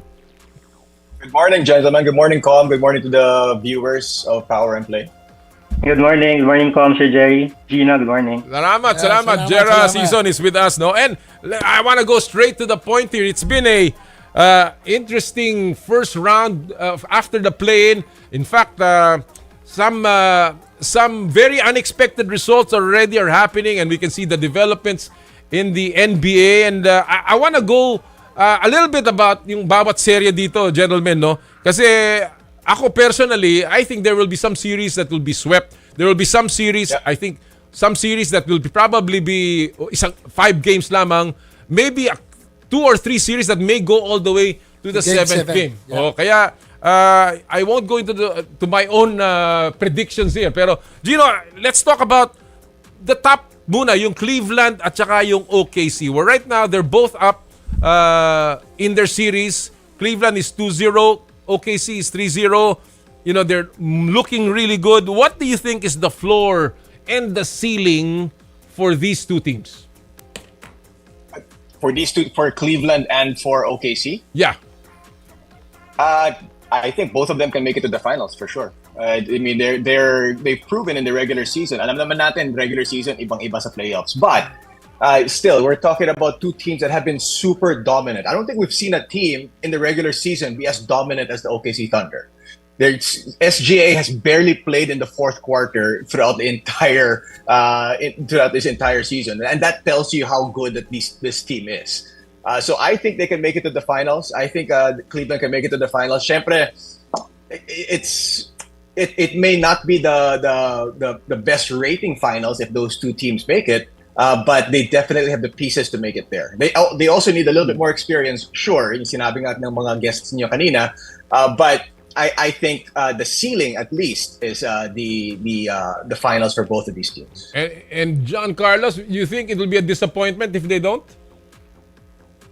I think I agree with Gino. First, I think parang finals talaga yung parang ceiling of these both two teams. Again, basing lang sa performance nila in the regular season, di ba? Thunder 6-8 wins, parang di ba hindi yan masyadong pinapag-usapan, pero di ba yung 6-8 wins na yun nung regular season was really important, di ba? For them. Pero yeah, feeling ko disappointment siya in a way na yun nga, yung being both top-seeded teams sa respective conferences nila, syempre expectations sa kanila, diretso na yun, finals, di ba? Pero I think yung from historically din, parang I think in the past 5 years, yung top-seeded teams, nung past 5 years in both conferences, no, parang I think 3 lang of those top 10 teams nung number 1 seed na nakadiretso sa finals. So kumbaga hindi siya rin guaranteed obviously, di ba, na pag number 1 seed ka, dire-diretso ka na sa finals. So disappointment siya, yes, pero feeling ko yun nga, again, pasok na experience, these both two teams are very young. Pero again, di ba, parang kailan pa sila maging experience, di ba? Baka ito na nga yung opportunity to get that experience. Parang nagpapahinog, partner. Pero sa akin, this is one question I want to ask Gino and John. Given na to, top seed Cavs and OKC, who among the other teams could be a big threat or could be the stumbling block sa kanila leading towards the finals?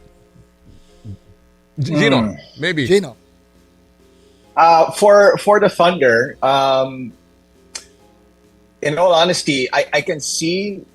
I hate to admit it, but the Clippers they're going to be a problem. Wow. Sabi ko sa iyo eh. For OKC. Sabi ko sa iyo eh. If Kawhi Leonard is healthy, which he looks like he is, and James Harden is playing the way he's playing, and then there are other pieces, they have a squad there. So that's a team that can actually match up size-wise, strength-wise with the Thunder. And Kawhi is the X factor. Kawhi is the guy. I mean, if you have Kawhi Leonard, you could potentially have the best player in the series. And every time you have that, it becomes, things kind of turn into your favor. Now, obviously, di pa natin alam kung what if Kawhi is going to be able to play the rest of the playoffs at that level. But it's definitely a sign that maybe things could be good for the Clippers. On the other side naman sa East, I mean, the Boston Celtics are the Boston Celtics. They're the champs, and I think the road to a championship will still have to go through them. I wanna follow up on that then, John. Considering na sabi nga nyo, Clippers seem to be on the road para maging hadlang dito sa OKC Thunder. Sa tingin mo ba napakalaki ng coaching change na nangyari sa Denver? The impact of that move to replace Mike Malone in Denver, and now they're in the playoffs with a relatively new face, si Coach Adelman, leading the charge for Nikola Jokic. Yes, correct. Parang yung big change na yan, leading to the playoffs na, diba? Malapit tayo mag-playoffs na, nagbago pa sila ng leadership, ng coaching, diba? Coaching staff. So, yeah, feeling ko big factor siya, definitely. Parang ngayon pa lang nakikita na natin siya doon sa series sila with the Clippers. Diba, yung Clippers, syempre, close pa naman yung series, pero medyo hindi na yung parang Denver na nakikita natin dati na, diba, dominant. So, syempre, big factor yun, definitely. Lalo na pag playoffs, diba, alam naman natin pag playoffs, ano siya it's about adjustments, diba? So talaga malaking factor yung every game, yung coaching decision, coaching adjustment. So definitely malaking bagay para sa Denver Nuggets na nabago yung coach nila for this playoff run. On the other hand, sabi nga ni Gino, Boston on the other side, no, ang hadlang sa Cleveland, and we have to agree with that until you knock out the champion, the defending champion, laging yan ang favorite. But should Boston be concerned about their injuries? Tatum is doubtful for Game 3. And I don't know if he's actually playing now. I haven't checked the actual stats. But how different and gaano kahirap itong pinagdadaanan ng Boston considering that injuries seem to be coming to play, John Carlos? Yeah, yung injury scene talaga, di ba? Parang yung pinaka-nakakalungkot pag playoffs Lalo na yung I think this particular playoffs, parang sobrang physical, di ba nakita natin? Yeah. Both, lahat ng series, very physical sila. So yeah, yung sa Boston naman, yung injury ni Tatum, obviously big hit to them. Pero parang sabi nga ni Jaylen Brown, diba? Parang sabi niya, ako na bahala. Ako na bubuhat, parang ganyan. Pero syempre, first round pa lang Syempre, pag dumating na sa medyo malapit na towards the conference finals and the finals, mag-iiba na rin yung competition. Lalo na yung ibang teams, again, kung di makabalik man si Jason Tatum. But I think, parang day-to-day naman siya. So eventually, I guess at some point, makabalik naman siya. Well, mukhang Jason, Tatum is playing. He's playing. 29 points today so far. And he's played 32 minutes. So I guess that answers that question. But, Gino, we've seen that. Obviously, the defending champion will always be there. And as you said, the LA Clippers is a real threat down in the West. Now, let's go to those difficult series na ika nga talagang it's a matter of hit or miss. Let's begin with the New York-Detroit series, no? Ito parang classic 80s, 90s series, no? Bakbakan. I'm having fun watching the diba, grind it out, rough series. But so far, New York has taken back the home court. Yeah. Do you think they have enough? Do you think they have enough to pull off? Or can Detroit pull off an upset here? I think the Pistons. Well, first of all, I was waiting to see Isaiah Thomas go up against Patrick Ewing in this series because that's what it feels like. It really does feel like a throwback. Sabi mo nga, Con, diba? Parang throwback 90s style or basketball. This series, and it's been fun. It really has been fun to watch. It's not the prettiest, but it definitely has been a lot of drama in this series. But I think the Knicks can definitely get past the Pistons at least in the first round. They have enough pieces. Now, whether or not they can proceed after that, it looks like it's going to be Boston that they're going to be facing. I don't know. I don't think so. But definitely against the Pistons, the Pistons are kind of like the team na hindi pa ready. They're very young. Remember, this is a team that hasn't made the playoffs in well over a decade, and they're just getting their feet wet in the playoffs. Cade Cunningham has been phenomenal, but remember, he's very young. He's a very young player. He doesn't seem like he's very young, but he's a very young player. But this is a team, the Pistons are a team to watch in the future for the Eastern Conference. But for now, I think the Knicks definitely are going to advance. And obviously, Detroit, from a 14-win team to a 40-plus win team, that's unbelievable yung turnaround na ginawa dyan ni JB Bickerstaff. John Carlos, let's go to the other final series in the East. Yung Bucks versus Pacers. Right now, tumabla na ang Bucks against the Pacers, but they're down in the series 2-0. So far, it's been very competitive, pero parang may kulang sa Milwaukee Bucks. What seems to be the problem there, JC? Una-una, parang feeling ko yung series ito one of the most exciting din. No? Parang ito yung rivalry talaga ng both teams. Parang nandun talaga yung sabi nga ni Talaga may hatred no? Yung pagkasuklam, diba? Pero feeling ko yung changes ng Milwaukee, di ba, mid-season, I think marami na silang changes sa lineup nila. Bringing in Kuzma, di ba, they lost Middleton. So baka yung chemistry, hindi pa siya sobrang nandoon for them. Kaya siguro yung series na medyo struggle sila against Indiana. Do you think, partner, ito I'll ask even Gino, at partner, pag natalo dito Milwaukee, anong effect nito? Kay Giannis, you think he's gone? Tatingin mo ba sisipat na yan? Well, knowing... kasi dinala na nila si Lillard. Sipin mo, Lillard na yan. Oo, Lillard na yan. No? Pero, di ba, the competitiveness of Giannis, talagang madidisappoint yan. Oo. Madidisappoint yan. Dahil matagal ng lifelong dream niya na mag-champion. Well, he has said na I want to win another championship sa podcast ng kanyang kapatid. Yeah. So, Gino, you think this is gonna have an impact on the future of Giannis? Possibly.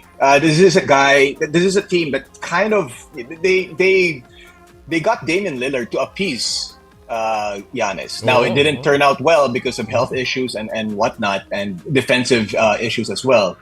Pero yun nga, it's hard to say what is going on in Giannis's mind. Alam naman natin na napaka-competitive ni Giannis Antetokounmpo.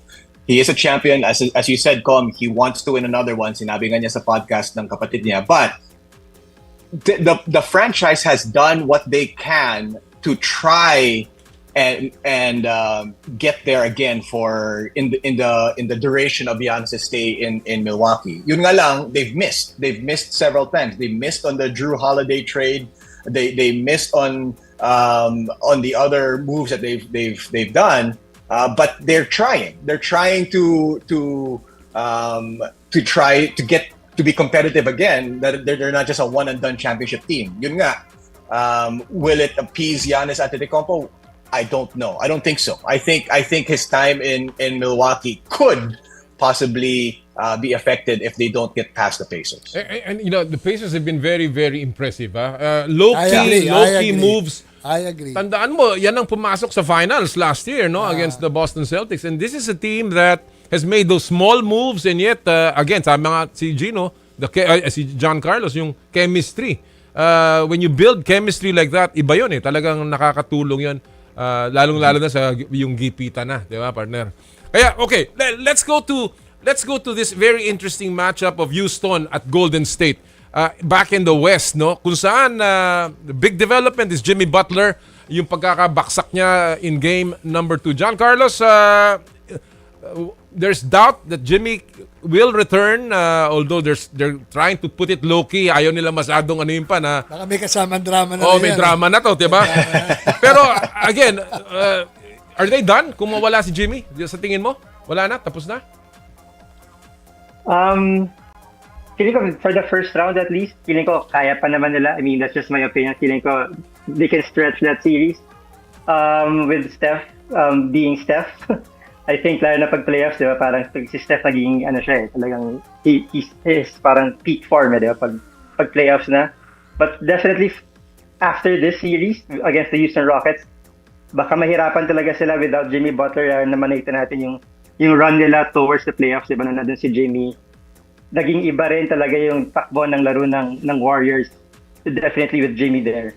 So I won't say na they're done, but definitely yung challenge nila after the series if they face either the Lakers or the Timberwolves, diba? Definitely mahirapan na sila pagkatapos. But ang question dito, is it the kaya ni Steph or is it the doubt na kaya ng Houston, Gino? Yan ang I guess the other side dahil mawala si Jimmy, medyo delikado, but baka kaya pa. Is it because we're doubting the Houston Rockets here? No, I think it's the DNA of the Warriors and that team to be able to get past the Rockets. Yun nga, the Rockets are another team na medyo bata pa, not ready. They're kind of like the Western Conference version of the Detroit Pistons.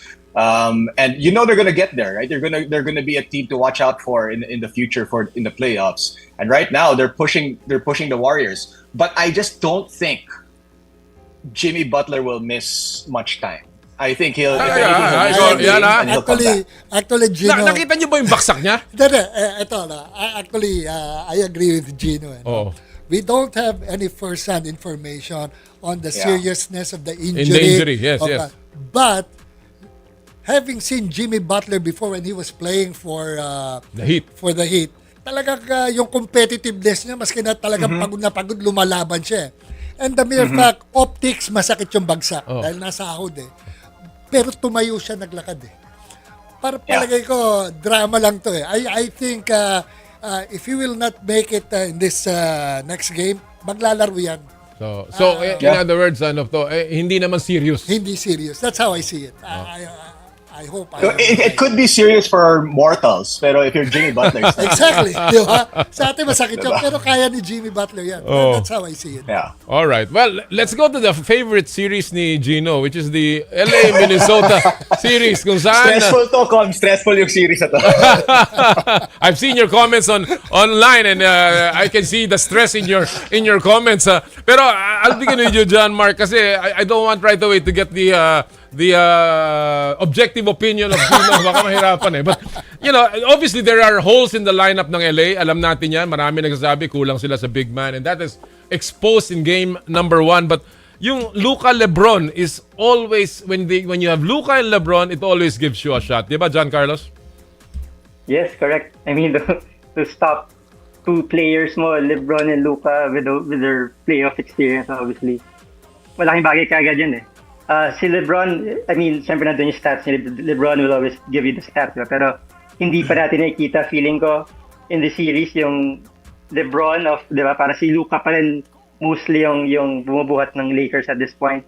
And then obviously with the contributions ni Austin Reeves, di ba, and the other players. Pero, yun nga, pag may Luka, LeBron ka, your top two, di ba, magpapalitan na sila. I think that's going to be tough to beat.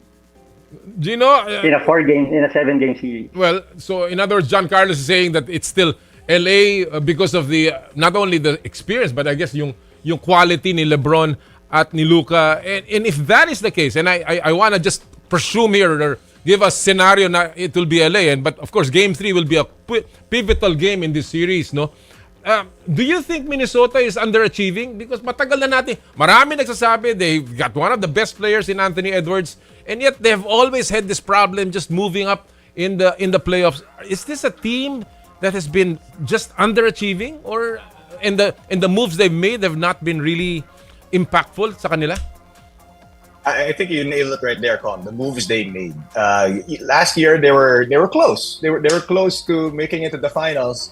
And then they get rid of a major piece like Karl Anthony Towns because of the salary issues. No? And it's a move that I thought that why are they doing this? I mean, they were right there. And they could have possibly been one of the favorites dito sa Western Conference this season, but they got rid of a major piece. Now, they didn't get a scrub in return, right? They got an All-Star in return. And in game number 2 of this series, Julius Randle played phenomenal for the Timberwolves. But I just don't think that they've made great moves in the offseason to build a team around Anthony Edwards into a real contender. Having said that, Anthony Edwards is a superstar in this league, and I think I medyo natakot na ako dito, Coach Com, kasi this is the perfect setting for Anthony Edwards to get to that next level if he's able to beat Luka and LeBron James. Malaking bagay yan. Malaking bagay. Malaking statement yun. If he should really get past the Lakers. And of course, marami pang pagdadaanan yung series yan. That's one series that I think might just go to 7th game, and again the home court will be very, very important. All right, before we let you go, partner, I want to get your final take. Conference finals, I guess it'll be easy in the East, but I want to get your takes on this. Who do you think will make the conference finals? I'll begin with you, John Carlos. I have OKC. Conference final against who? Yeah, OKC against the Lakers. Wow. All right. There you go. And for the East? For the East, I have Celtics. I'm hoping the Cavs would make it. All For right. sure. Cavs, Celtics. Cavs, Celtics. Yeah. All right. Gino, your turn. I think it's also Cavs Celtics. I think Easy that's pick, been easy the pick. way. Easy pick yung Cavs Celtics sa East. In the West, we've never seen this in the playoffs, but I think this year it's very possible. Finally, we're gonna see a series between the two LA teams. Pareho tayo doon. LA versus LA. LA. La La Land. Clippers, La La Land Lakers. is gonna be happy. So, partner, ikaw. Same with Gino. La La Land. La La Land. Okay. La La Land. And then, Cubs. Cavs and Celtics. Pero lalaban pa rin ang Miami Heat, makaisa lang. Yeah. Miami ito. Ako wala na to, kaya wag na natin pag-usapan yan. Makaisa Doon lang, na kami sa makaisa Cooper lang. Flag sweepstakes. Pero I agree. I think it'll be an easy pick. Boston, Cleveland. I think that'll be the case. But sa West, I have to say, I'll have to respect OKC. I don't want to disrespect the number 1 seed. And as much as I want to say LA, because that would be a fantastic chance to have an LA-Boston finals. But I will still have to defer. Na I think Denver still has a fighting chance here. Wow. I still believe in Nikola Jokic. I think I'll take Nikola Jokic any time of the day, and I think that he still has a fighting chance here against although hindi pala pwede mag-Denver, no? Because it will be Denver OKC. It will be Denver OKC. So I guess if that's the case, then I'll have to go with the Lakers. Lakers na rin ako dito. All right. So, well, we wish you all the best, gentlemen. Happy watching sa NBA playoffs, and we look forward to what you're going to be writing both online and in your respective platforms. Maraming salamat for joining us today, Gino and John Carlos. Thank you so much. Thank you, guys. Thank you. Thank you, sir. Yan po mga kaibigan nating NBA playoff preview. It's gonna be very exciting. Talagang pambihira ang NBA playoffs. Right now, update again. Lamang po ang Magic with only a minute 11 to go. 95-91 kontra Boston in game number 3. Samantalang ang Bucks lamang ng 75-71 in game number 3 with one more quarter and 4 minutes to go sa kanilang game number 3. LA versus Minnesota in just a while. Alright, bago tayo magtapos, syempre, ang ating last segment, pinag-uusapan natin kanina, partner, yung init ng panahon. And we wanna get an expert to join us here sa ating huling segment sa In the Spotlight.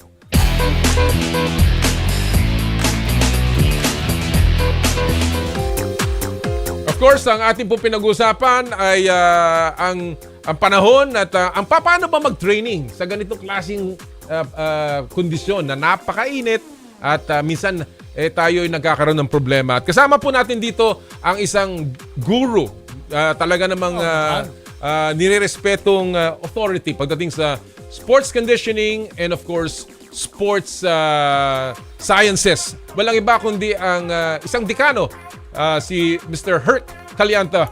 Good morning, Herc. Thank you for joining us. Good morning, boss. Good morning, Idol. Good morning. Good morning, Coach Com Noli and Jera. I hope you can hear me. Yes.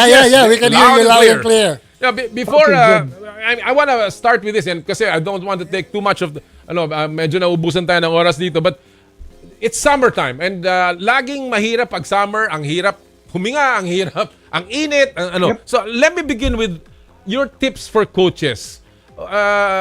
For all coaches in the country that are involved in team sports or individual sports, how should they plan their training program ng respective teams nila or athletes nila during the summer? What do you think are the most important tips that you can give, Herc? Okay, first and foremost, schedule of practice. Schedule your practice sessions early in the morning or late in the evening or late in the afternoon or early evening. Those are the cooler parts of the day. So whether it is outdoors or indoors, if it's indoors, air conditioned, no problem. But if it's outdoors, more so, you should consider scheduling early in the morning or late in the early in the evening or late in the afternoon.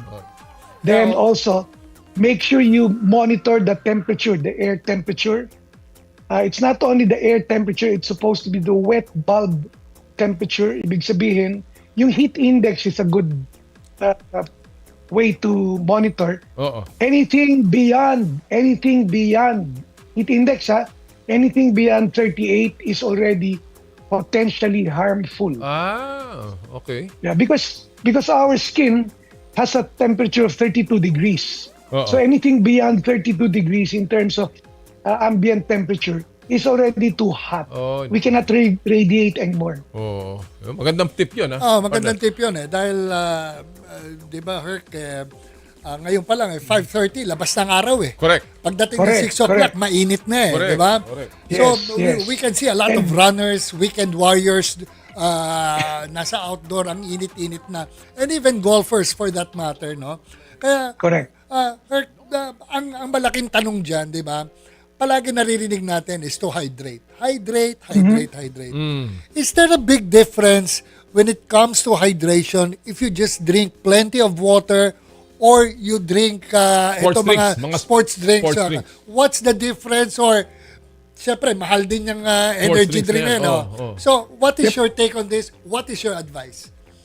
Actually, if your drink is cool, whether it's sports drink or water, it's better. It's easier absorbed by the body. Pag cool. Pagka malamig. Malamig. Secondly, if it's a sports drinks, may pluses yan. Merong salt, merong glucose, no? Which adds to the worth, to the value of the drink, especially during hot weather. Because that's the one that will replenish your electrolytes and also your energy. Water is okay, but you can make your own sports drink by doing 6%, adding 60 grams to 1 liter of water, 60 grams of honey or sugar. That's equal to what the formulation of most of the sports drinks are. And add a pinch of salt. Sugar? Yes. Konting salt. A pinch of salt, 60 grams to 1 liter of water. Yun. Yung mga taong hindi naman kayang bumili lagi ng mga mamahaling inumin, yun pala kailangan. Kaya partner, kung maglalaro tayo ng golf, timplahan mo ako ha. Talagang kita maraming salt, konting sugar para talagang ma-dehydrate. Patay tayo dyan. No, but again, that's the other thing. Herc, may mga kailangan bang i-avoid ng pagkain at o kailangan namang kainin in this kind of weather, especially for high-performance athletes or even the weekend aficionados? Okay. Caffeine and alcohol, they're the number one food or drinks to avoid. To avoid? Yun. Ikaw? Yes. Ikaw yan. Caffeine. Because they promote dehydration. Tapos, if you can eat a balanced diet still and make sure you eat a lot of liquidy foods like fruits and vegetables. They have liquids in their state as well, no? So aside from water, minerals are very important. So that's this is the time when we should strive to consume a balanced diet. All right. Herc, what about yung cooling down at saka yung recovery? Alam mo, I sometimes, and personal experience, after you play, parang nagka-cramps ka. What is that as a sign of? And what do you do after you play just so that your body recovers from that intense heat and maybe even perspiring? If you're cramping, that means you go back to what you did during your practice or your performance. Malamang dehydrated ka. So you have to reevaluate your hydration strategy. Okay. Now, make sure you have taken fluids 10 to 15 minutes, every 10 to 15 minutes. About 4 to 8 gulps. Okay. Practical na lang tayo, wag na yung milliliters, no? 4 to 8 gulps every 10 to 15 minutes. Don't wait for thirst to come in. Otherwise, it's going to be too late. Okay? And heat cramps is one form of an early form of heat stroke. Ganun, no? It's actually heat stress, but it can turn to heat stroke anytime. So we need to be cautious about it. Listen to your body when you, even if you're recovering, immediately take fluids and go under the shade, go into a cooler room, hydrate. Showering is important. Hindi po totoo ang pasma. Maganda yan, ha? That's another question that I want to ask Hercule, di ba? Dahil, di ba, most of the, yung mga regular sports enthusiasts, be it golf, walking, running, tennis, lahat. Di ba? Is it advisable just right after the game na maligo? Na talagang nainitan ka ng gusto, diretso ka sa shower? Kung yes, will it be cold or hot? Or do you pahinga ka ng ilang minutes sandali bago maligo? Or what's your take there? Huwag ka na magpahinga kasi that will delay what you can do with the shower. Shower with using tap water muna. But if you can do a little bit cooler fluids, no? As the shower goes on, slowly turn it down yung temperature, ibig sabihin cooler, no? But you perspire for a reason. So, you're just actually helping yourself if you shower up, no? So, it's important that as soon as you finish, cool yourself by drinking, by rehydrating, and showering if you can. It's best to do that. Pwede rin, Herc, yung lumpiang malamig, yung labakarang may yelo. Towel. Yes, exactly. Ice or cold towel around your neck and your shoulders will be helpful because that's where your blood that goes to your brain passes through. So it helps you with a cool down in terms of your thermoregulatory mechanism. Well, alam mo, dami pa natin gusto tanong kay Herc because medyo nauubusan tayo ng oras dito. I think this deserves another portion na for specific sports naman, no? Particularly, I guess for trainers also, exactly what they should be doing in terms of, I guess, how you condition your athletes for specific sports in this kind of weather. And Herc, we will get you back on the show, but in the meantime, maraming salamat for joining us this morning. We hope we look forward to getting you back on the show again. Maraming salamat, Herc. Sure. Thank you. Bye. Thank you. Mga kaibigan, Herc Calianta, ang isa sa mga guru talaga ng Philippine sports pagdating sa, alam mo, naging trainer sa PBA yan. Sa Shell. I wanted to ask him about his memories of the PBA now na 50 years. Idol ko yan. Weightlifter yan sa UP. Absolutely. Napaka-respetadong. And speaking of Kwan pala, yes, go ahead. Before we end, I would like to congratulate Claret High School of Quezon City Batch 80 for celebrating their 45th year today. Kabatch dyan yung aking kaibigan na namayapa si Coach Ricky Dandan. Congratulations. Congratulations sa Claret Batch 80. Alright. At bago po tayo magtapos, gusto nating i-announce lahat po na nanalo sa Joyride Top-Up promo ng 1,000 pesos e-wallet credits. Si Michael De Ramos, Justin Munoz, Antoinette Maricen, Melvin Sibayan at si Vince Durana. Congratulations sa inyo pong lahat.